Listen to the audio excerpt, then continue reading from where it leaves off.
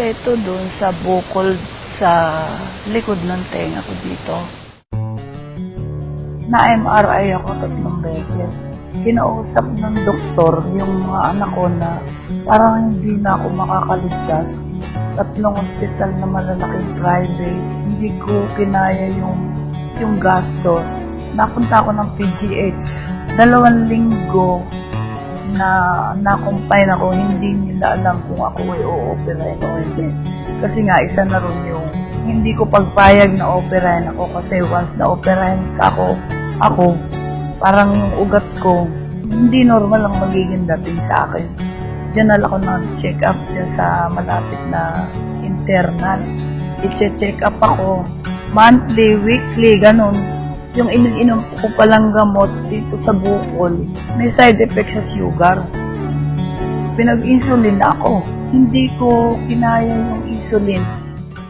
Talagang mahinang-mahina siya noon. Hindi siya makalakad, laging dumadaing ng pananakit ng ulo, at saka yung paninikip ng dibdib. Hindi siya nakakapagtrabaho, nakahiga lamang daw siya.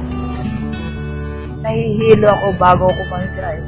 Parang yung sigmura ko, padudual ako. Nakahiga lang ako. Araw-gabi, nahihilot ako. Paano iyon ang nakakaginawa sa katawan ko. Ginawa pa ako ng tulay niyan para makalakad ako. Talagang halos sinuko ko na yung aking buhay sa Panginoon Diyos kung ano mang ako yung balak niya sa akin. Lagi siyang nahihilo, nagpapalpitate, at tapos nang hihina, hindi siya nakakakilos. Tapos nananakit yung buong mula balakang pababa hanggang paa.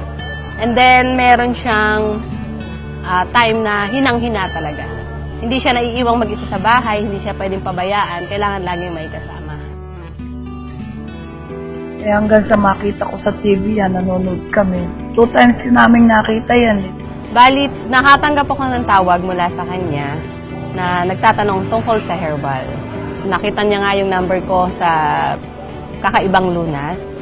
And then, tumawag siya, pinuntahan namin siya, dinelivera namin siya. Nagsimula akong uminom ng King's Herbal nung last May hanggang ngayon.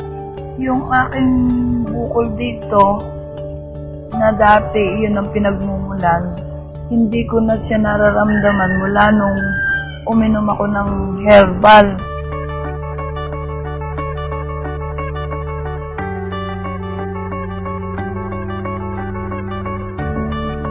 Maginawa na yung paghiga ko. Dati nahihilo ko, ngayon hindi na.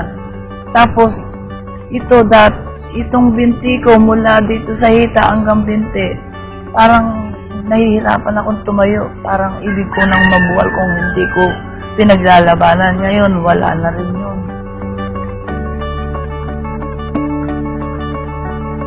Yung paglalabay na ngayon, halos naiiwan na akong mag-isa sa bahay. Nung first visit namin, ibang-iba nung sa second visit namin. Nung second visit namin, pagkatapos niyang uminom ng isang bote, ay nakakatayo na siya nung pero gumagabay-gabay pa. Naging okay na okay ang pakiramdam ko. Ang laki ng pinagbago. Sabi ko nga, makakatakbo na ata ako.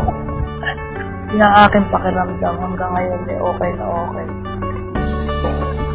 Inaabutan namin, nakakapaghugas na ng pinggan. Minsan, naabutan namin, nananahi talaga siya ng kortina. Yun, sabi ko, nanay, baka naman mas mabigla. Bakit Hindi, kaya ko na, sabi niya.